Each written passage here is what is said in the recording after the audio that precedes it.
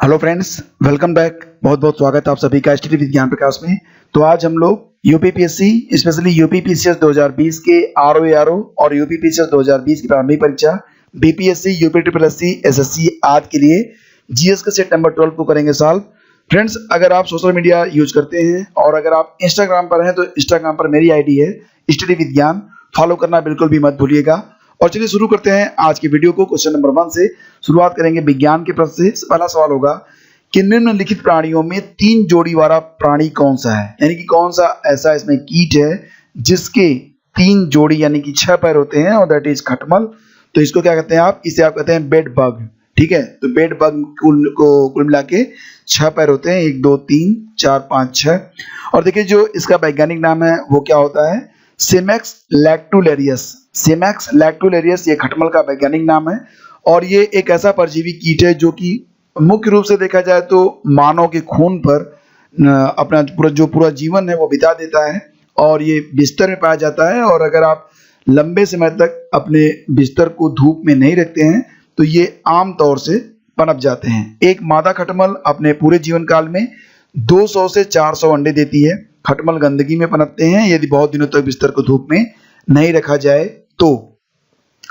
देखिए ये क्वेश्चन काफी इंपॉर्टेंट है, ध्यान से देखिएगा। बक्सर की लड़ाई ने अंग्रेजों को भारत में अपना राज्य स्थापित करने की कुंजी प्रदान की। क्या ये स्टेटमेंट को आप सही मानते हैं? जी हाँ दोस्तों, ये स्टेटमेंट बिल्कुल सही है। और 1765 में इलाहाबाद की संधि ने ब्रिटिश को बंगाल में अपना राज्य स्थापित करने में मदद की थी।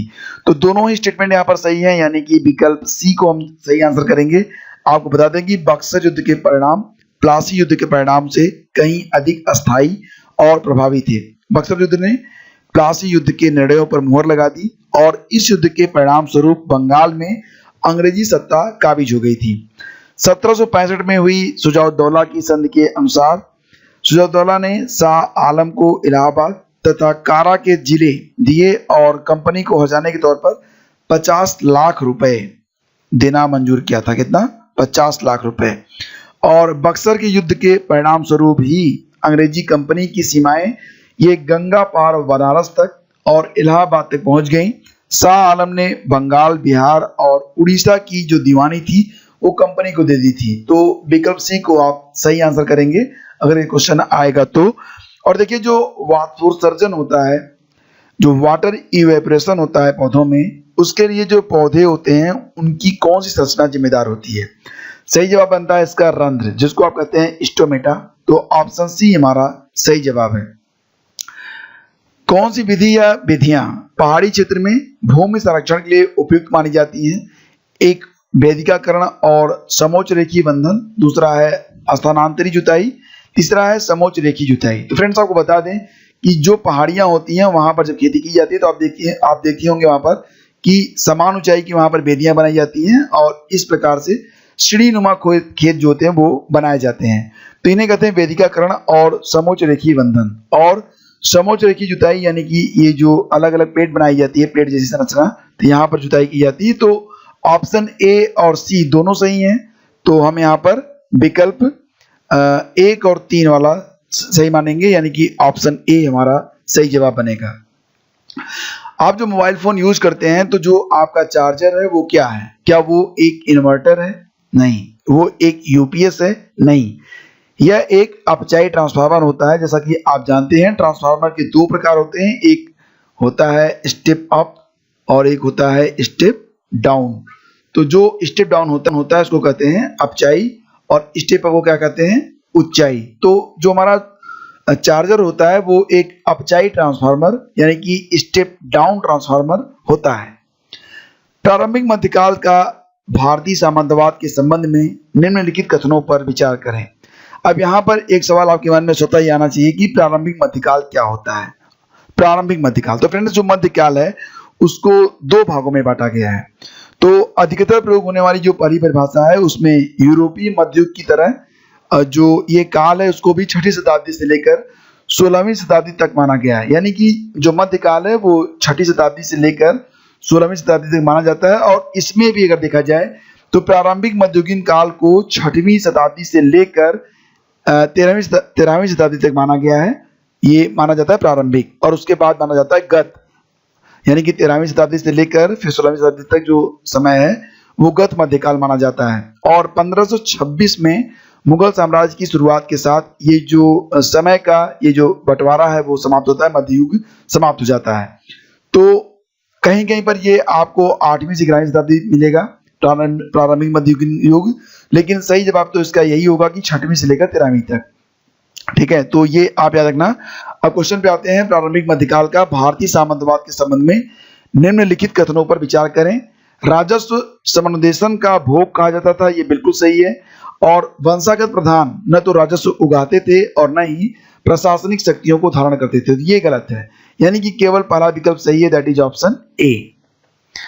भारतीय संविधान के भाग 3 में प्रतिष्ठापित मूल अधिकार अंतर्निष्ठ हैं और उन्हें किसी संवैधानिक और कानूनी उपबंधों से समाप्त नहीं किया जा सकता। तो ये किस वाद में स्पष्ट किया गया? तो फ्रेंड्स ये क्वेश्चन बहुत इंपॉर्टेंट है, ध्यान से देखिएगा, और इसका सही जवाब बनेगा option B, that is IC Golaknath बनाम पंजाब राज्य।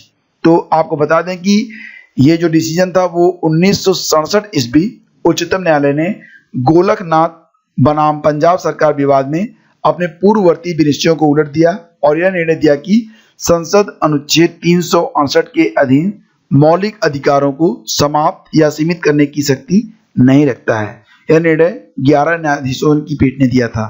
तो ये काफी इंपॉर्टेंट है और इसका सही जवाब बनेगा ऑप्शन बी।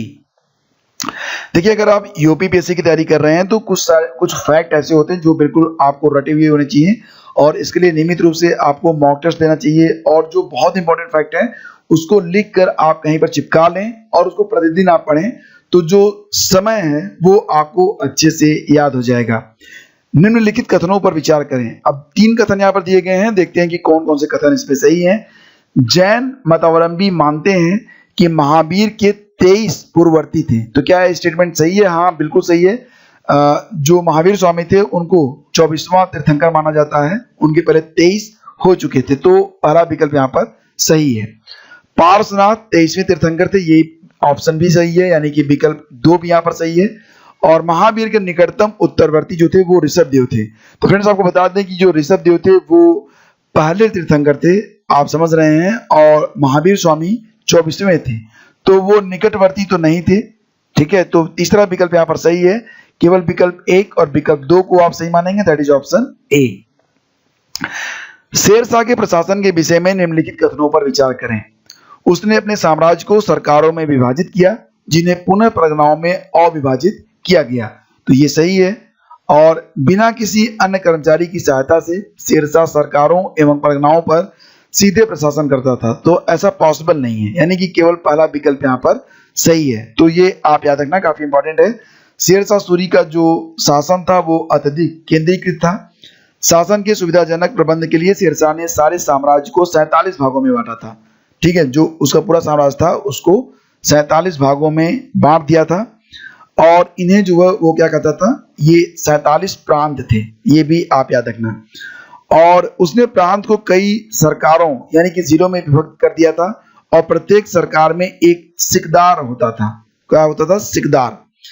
तो सिकदार केवल बादशाह के प्रति ही उत्तरदायी था। बिल्कुल, सिकदार का मतलब आप राज्यपाल से ले सकते हैं या फिर ऐसे ही किसी प्रशासक से ले सकते हैं जो सीधे सीधे राजा को ही रिपोर्ट करेगा। तो सिकदार होता था हर प्रांत में, प्रांत के अंदर जिले होते थे, जिलों को क्या कहा जाता था? सरकार। ठीक है, तो ये सारे फैक्ट हैं, तो विकल्प ए केवल यहाँ पर सही है। निम्नलिखित में कौन एक चोल राजाओं द्वारा बनवाया गया मंदिर था? चोल राजाओं द्वारा बनवाया गया मंदिर कौन सा था? तो फ्रेंड्स सही जवाब इसका ऑप्शन ए, बृहदेश्वर मंदिर, जो कि है तंजावुर में। और बृहदेश्वर मंदिर तमिल वास्तुकला में चोलों द्वारा की गई प्रगति का अद्भुत नमूना है, और इसे बनवाया किसने था? इसे बनवाया था राज ने 985 से लेकर 1014 ईस्वी, और ये चोलों के द्वारा बनवाया गया था। तो ऑप्शन ए हमारा सही जवाब है। वर्ष 1939 में सभी प्रांतों में भारतीय मंत्रियों द्वारा त्यागपत्र देने का निम्नलिखित में कौन सा कारण था? तो ये बहुत इंपॉर्टेंट है, इसको आप ध्यान से देखिएगा।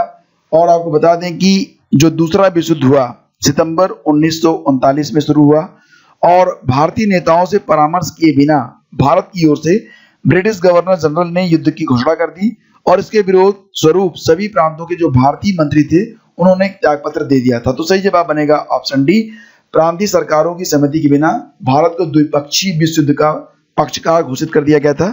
यही मुख्य वजह थी कि वर्ष 1939 में सभी प्रांतों में भारतीय मंत्रियों द्वारा त्याग पत्र दे दिया गया था। संसद की विधायी शक्ति में विधियां बनाना सम्मिलित है। संसद की विधायी शक्ति में विधियां बनाना सम्मिलित है।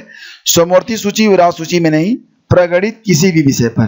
तो मतलब कि स्वमूर्ति सूची पर भी बना सकता है, राज्य सूची पर भी बना सकता है और प्रगणित किसी विषय पर जो केंद्र है वो कानून बना सकता है। तो देखो एक बात बता दूं आपको, स्वमूर्ति सूची पर सभी सरकारें बना सकती हैं, मतलब केंद्र सरकार और राज्य सरकार दोनों बना सकते हैं। राज्य सूची में जो कानून होता है वो केवल राज्य सरकार बनाती है, उस पर केंद्र सरकार विशेष परिस्थितियों में सरकार बना सकती है। और राज्य सूची की प्रविष्टियों के संबंध में यदि 2 या अधिक राज्यों के विधानमंडल इसे वांछनीय माने तो कानून बनाया जा सकता है। और किसी देश के साथ की गई किसी संधि, करार या अभिसमय के कार्यान्वयन के लिए चाहे वह राज्य सूची में आता हो, तो ये विशेष परिस्थितियां होती हैं जब जो केंद्र है वो राज्य सूची के विषय में भी कानून बना सकता है। तो ऑप्शन 1, 2 और 3 सभी सही हैं, दैट इज ऑप्शन डी। अब देखो यहाँ पर सूची 1 को सूची 2 से आपको सुमेलित करना है, ठीक है। तो अब बताओ कि कैलाशनाथ मंदिर ये कहाँ पर स्थित है। तो कैलाशनाथ मंदिर है फ्रेंड्स, ये कांचीपुरम में है। कांचीपुरम कहाँ पर है, ये तमिलनाडु में है। और उसके बाद आता है लिंगराज मंदिर। लिंगराज मंदिर कहाँ पर है, तो फ्रेंड्स ये है भुवनेश्वर में।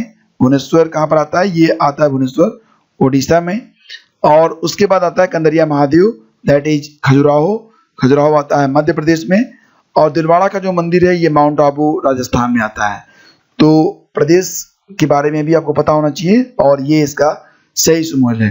तो कैलाशनाथ, कांचीपुरम, लिंगराज, भुवनेश्वर, कंदरिया महादेव, खजुराहो, दिलवाड़ा, माउंट आबू। निम्नलिखित में कौन थियोसॉफिकल सोसाइटी की गतिविधियों से संबंधित नहीं था। थियोसॉफिकल सोसाइटी, तो फ्रेंड्स जैसा कि आप सभी लोग जानते हैं कि सन 1885 में कांग्रेस की स्थापना हुई थी और स्थापना किसने की थी, मिस्टर A.O. ह्यूम ने।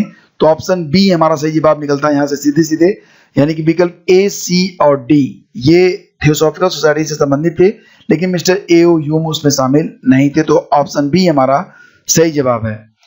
निम्न कथनों पर विचार कीजिए। सहकारी सोसाइटी बनाना भारत में एक मूल अधिकार है, क्या आप इससे सहमत हैं। जी हाँ दोस्तों, ये बिल्कुल सही है।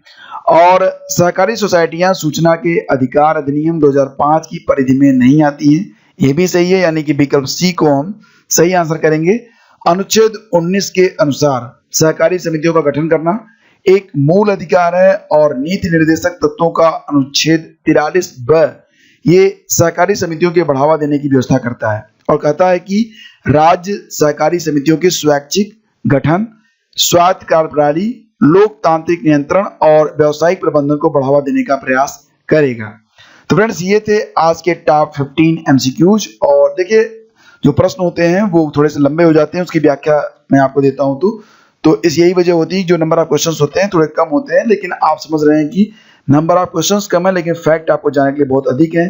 विषय को गंभीरता से और गहराई से समझना आपका लक्ष्य होना चाहिए, क्योंकि यूपीपीएससी जो है वो अब हर टॉपिक पर काफी डीप टाइप के क्वेश्चन पूछ रहा है। तो आप बिल्कुल भी जल्दबाजी ना करें और ये नहीं कि 15 मिनट में अगर आप 50 क्वेश्चन कर लेंगे तो एग्जाम आप क्रैक कर जाएंगे, ऐसा नहीं।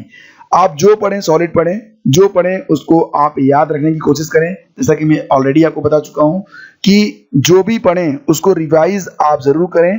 और सबसे बड़ी बात है कि रिवीजन तो सबसे इंपॉर्टेंट है, रिवीजन नहीं हो पाएगा तो फिर पढ़ना लिखना भी एग्जाम के टाइम बेकार चला जाता है। तो पूरा वीडियो आपने देखा है इसलिए आपको बहुत बहुत धन्यवाद। और चैनल को अगर आपने अभी तक सब्सक्राइब नहीं किया तो कर लीजिएगा, बेल आइकन को आप जरूर प्रेस कर दें। Thank you so much, have a great day, जय हिंद।